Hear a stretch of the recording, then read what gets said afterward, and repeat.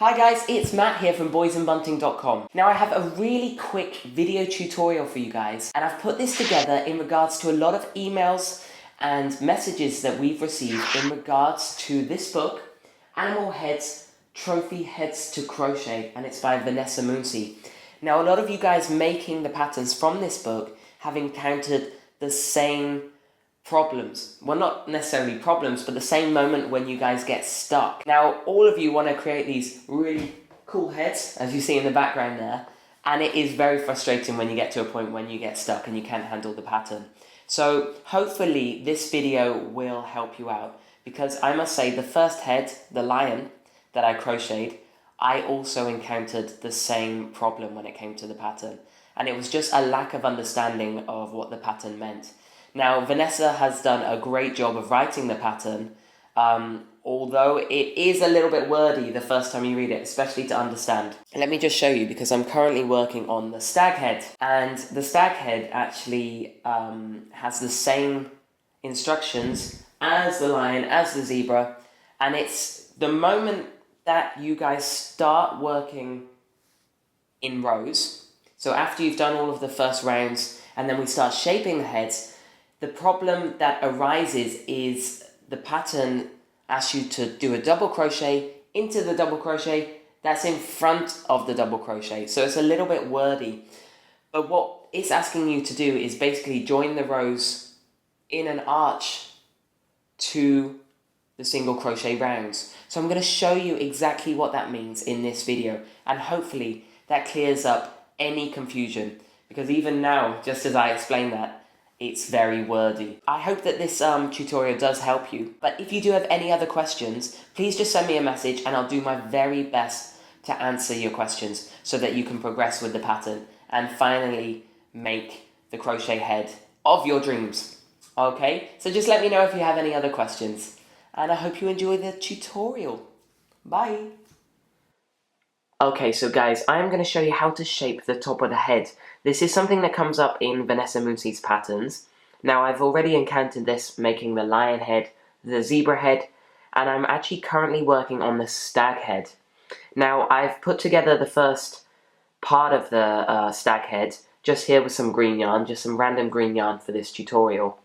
And I'm up to the point of shaping the top of the head. So we're going to take a little look at the pattern.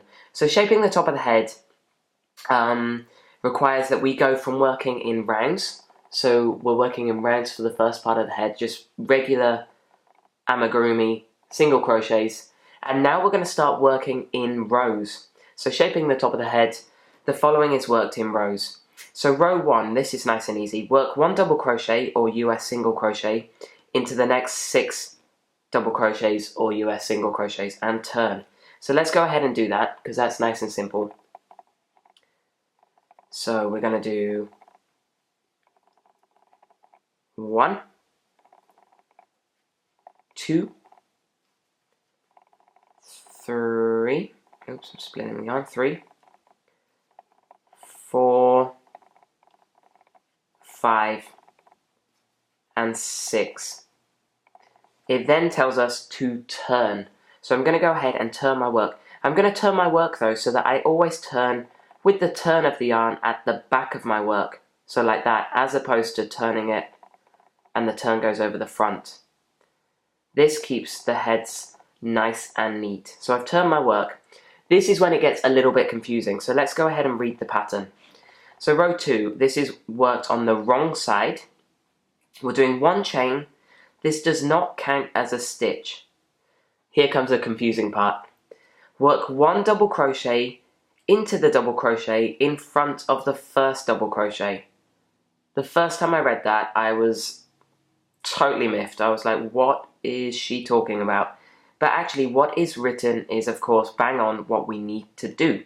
So we're going to work 1 double crochet into the double crochet that is in front of our first double crochet. So that means we've just turned our work. We're going to do 1 chain, just like it says in the pattern, 1 chain. And then normally we would work a double crochet back along our work. So we always work back along the rows.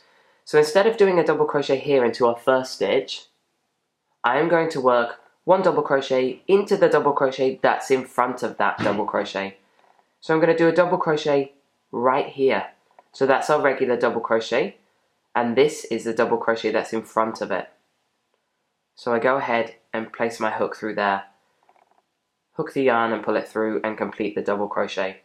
The pattern then says work 7 double crochets, then turn. So that's nice and easy. 7 double crochets. 1, 2, 3, 4, 5, 6, and 7. And then we're going to turn. So like I said, I like to keep the turn at the back of my work. So now I'm going to turn this way. So the turn stays at the back, as opposed to turning that way and having the yarn at the front and the turn at the front. Okay, so I'm turning that way. The pattern then says 1 chain, this does not count as a stitch. Then we've got again work 1 double crochet into the double crochet in front of the first double crochet. So now it's easier to see because we've already worked one of those rows. Okay, so we're going to do 1 chain like so. That is our first double crochet right there between my fingers, but we are going to work 1 double crochet into the double crochet that's in front of that. So that means back down here, right there. So I'm going to place my hook into that double crochet there, pull my yarn through, and then through the 2 loops on my hook. It then says in the pattern 1 double crochet in the next double crochet. So that is right here. So this between my fingers is that chain stitch we made, and then our first double crochet would be there. The pattern then calls for an increase, so that means 2 double crochets into this stitch. 1, 2. It then says 1 double crochet in the next 4 double crochets. That's easy, we can do that. 1, 2, 3, 4. We then have another double crochet increase. 1, 2 into that stitch. And then 1 double crochet in the next 2 double crochets. So we do a double crochet right there. This one's always a little tricky on the end to get into. Oops. 1 double crochet right there. And then that final double crochet needs to go all the way down here into that next double crochet stitch. So it's all the way down here. And as you can see, we've started joining the rows to the rounds. And this is shaping the top of the head. So I'm going to show you that just one more time. So row 4 says 1 chain does not count as a stitch. Work 1 double crochet into the double crochet in front of the first double crochet. So again, that little wordy part. Okay, so in order to do that, first we're going to turn our work. Like I said, I keep the turn at the back of the work. We do 1 chain. Then we are going to work 1 double crochet in front of our first double crochet. So that's our first double crochet. So the double crochet in front of that would be down here. Okay, so right down here.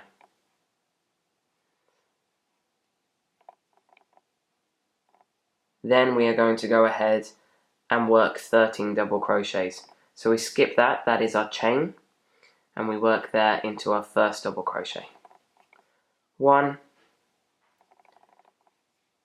2, oops, 3, 4, 5, 6, let me just sort my yarn out, there we go, 7, 8,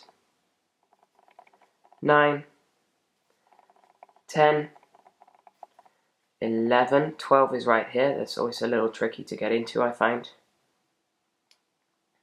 I'm going to use my fingers just to tease the yarn there. There we go. 12. And then number 13, as you see, because we've run out of the row, number 13 is going to be right down here in the next available space. Again, joining that row to the rounds. Let's just turn that and take a look. There we go. So we're working in the rows, but the rows are joining to the first lot of rounds that we have created, almost making like a little arch that joins each time to the rounds. So guys, I hope that helps you out a little bit.